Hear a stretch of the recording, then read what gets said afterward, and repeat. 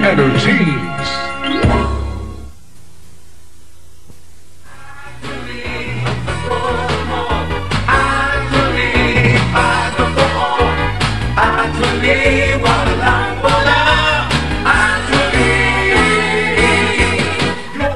At gayon, ang pinakahihintay ng buong bayang Pilipinas, nagkatotoo na rin ang pinapangarap na rekonsiliasyon na kay tagal lang hinihintay ng buong bayan. At ang rekonsiliasyon na to ay dyan magaganap dito mismo sa RPN The Network, sa pinakamalakas na programang Actually Yun Na, mga kababayan. Dito lang pwede magtagpo ang silangan at kanluran, ang langit at lupa, ang buwan at araw, ang Romualdez, ang Cuauhtémoc, Marcos, Aquino at Ignacio. Walang iba kundi si Congressman Bongbong Marcos. Tumayo po tayo lahat at magpugay. Congressman, isa pa kayo. Hello po. Welcome to Actually Yun Na. And thank you very much at pinaunlakan mo kami. No, not at all. It was a pleasure. Nung dumating yung paanyaya sa akin, di sabi ko, bakit hindi? Sa wakas. Oo naman, at magkumparet-kumare tayo. Meron kaming inaanaking anak ko ng isang mayor from Isabela, si Mayor Bolchi D. How are you? I am fine, thank you very much. I've been a little busy, but... I commented kanina na you lost a lot of weight. Is it because of your health club? Hindi. Well, I try to keep a health regimen. Talagang natutunan ko yun sa ama ko is to try and exercise. Lalo na pagka nangangampanya ka o nasa labas ka, it's very important, you know, because you have to keep going, you don't eat at the right time, hindi ka natutulog. So, those things have to be maintained. Speaking of your father, what was President Marcos like as a father growing up? Kasi how old were you when he was elected, Bale? Bilang presidente? Yung unang birthday ko sa Palacio was 8. 8 years old. So, actually, all of your teenage years? All of my teenage years. And including your 20s? Most of my 20s. Mga 28 na kami nung umalis. So, that was a long, long time. Yeah, was he a disciplinarian? Well, hindi naman sa disciplinarian in the sense that he would make very clear kung anong hinahanap niya sa inyo, what he expects from you. And he would make it very clear if you did not live up to the standards that he put, that medyo masama ang loob niya sa'yo. In terms of actual pure discipline, yung pumapalo or something like that, hindi naman gano. Ang mommy mo?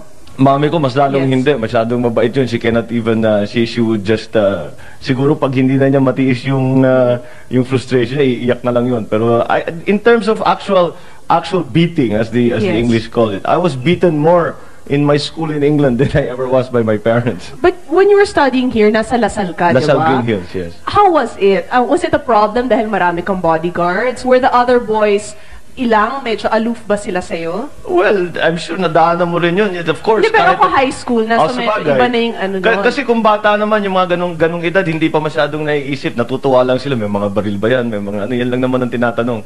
But madaling makalimutan yan. Basta't mga bata, nakikita mo, magsasama-sama, maglalaro yan. So it wasn't really a problem. And when it would have been a problem in high school, I had already left. So I was in England. Hindi na masyado yung security nakikita. Nung when you were growing up, did you have children's parties sa Malacanang? Oh, madalas. In fact, yung mga children's parties namin, yung mga party namin mga magkakapatid, doon na ginagawa sa Palacio because we would invite a lot of people, they would have performers and things like that. We'd have great parties in the palace. All your life kasi, bale, both parents are very active in politics. Do you think that is what has led you to go into this kind of life? Oh, hindi mo maiiwasan. There is no way. The only way you can explain my having entered politics is definitely because of how my father really that he even said it in his when he was still alive that he would say, I have committed not only myself to the work that I have done. I have not committed only my person, but my wife and my family too. And the time will come when you will find that you have no choice. Not to enter politics, but perhaps in the positions, in the kind of causes that we would champion. So, matagal na talagang alam na namin na kahit papano, yung ginawa ng aming ama will affect us for the rest of our lives, so, in whatever fashion. So, and it's turning out to be true, because how can something that dominant be suddenly just go away? So kahit na ngayon, ilang taon na ito, we're still feeling the effects of what my father did, and I have no doubt to the day I die, I will be feeling those effects. You're the middle child ba? I am the middle child, yes. How is it? Kasi ako youngest so medyo nabe-baby talaga ako. Ikaw middle child, only boy pa.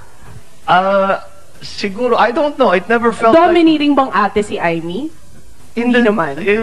Ate. She was a proper ate. Tinuturuan kami. Halimbawa, nung bata pa kami, nung una kaming dumating lalo sa England dahil hindi kami Bakit kayo marunong. pinadala sa England? Mostly security. Yes. Madami kaming problema sa security dahil ako, maraming Anong mga year na kidnapped when you friends. went to England, I Bale? left for England in 1969. My first, no, 70. 70 was my first year there. And then, you stayed there until when? I stayed there for almost 10 years until until I left for University of Pennsylvania. Nag-Wharton ka, Yeah, diba? that's when I went to Wharton. Yeah. Do you feel na those 10 years helped you a lot? Kasi at least, medyo ordinaryo kang citizen. in England. Malaking bagay dahil in fact that was one of the reasons, no, that my father. But of course he would have preferred na dito kami nakatira sa Maynila. How did you keep in touch with what was going on dito? It Kasi wasn't. syempre when martial law was declared, you were abroad. It wasn't easy. I was when martial law was declared. We had expected something dramatic to Yes. happen. Because marami ng beses na my dad would say that this is a real problem. We may have to do this. We may have to do that. But in general, how did we keep up? My parents would send us newspaper clippings. We would call. We would write. In my school in England, there was you had to write one letter to your parents every week. Talaga. So that was actually a good thing because iba yung tawag iba yung sulat. Yung sulat hinahawakan mo and you can read it again and again. And it really taught I think both sides, including my parents, the habit of writing. So they would send us the news nung nauso na yung videotape, magpapadala ng videotape. So that they would try, but inevitably pag uwi mo rito, maraming nangyari na hindi mo na namalayan. So you just have to catch up. Medyo let's go naman dun sa lighter side. Ang first girlfriend mo ba, since you were in England, British ba siya? Ay, naku, nung nasa England ako, wala akong panahon, hindi kami pinapalabas ng eskwelahan. They would let me out. I would be in school for, isang semester namin was 3 months. Sa 3 buwan, I would be able to sleep one night outside of school. Yun lang. Yun lang. And every month, I could spend one Sunday out of school. So when you'd make ligaw, dito na. Dito na siguro sa Pilipinas. Kasi doon, halos di ka, kahit yung mga restaurant, yung mga bar, di ka makapasok, yung mga nightclub. Dito, hindi masyadong stricto, kahit basta't may kasama kang may edad, they will let you in. Do you feel na a lot of the girls were fawning over you na pinagkakaguluhan ka dahil Bongbong Marcos ka? Or do you think it's your charming personality? I don't know. I don't know that they were fawning over me to begin with.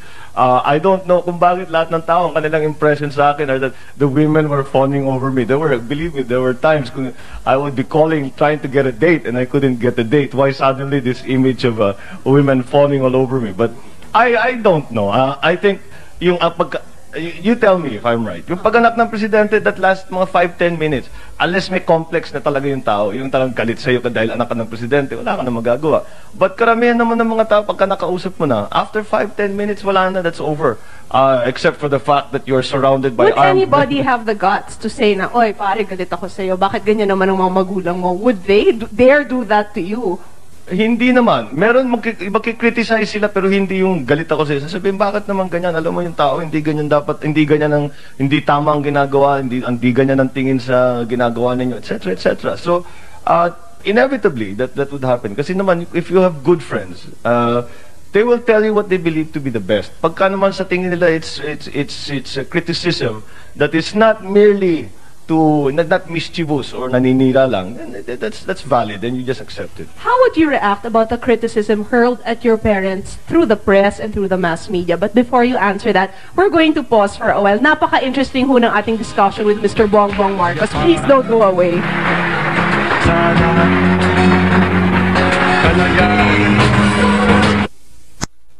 Asking you how you'd react to criticism. Kasi ako, I would be affected by it. Would it affect you as well? I guess nung talagang mabigat na at saka masakit na, well, there were times, no, that especially after 86 when people were taking real liberties with the truth. And wala, nandun kami, hindi kami makasagot, wala kaming access sa mga media, wala tayong magagawa, ganun lang talaga.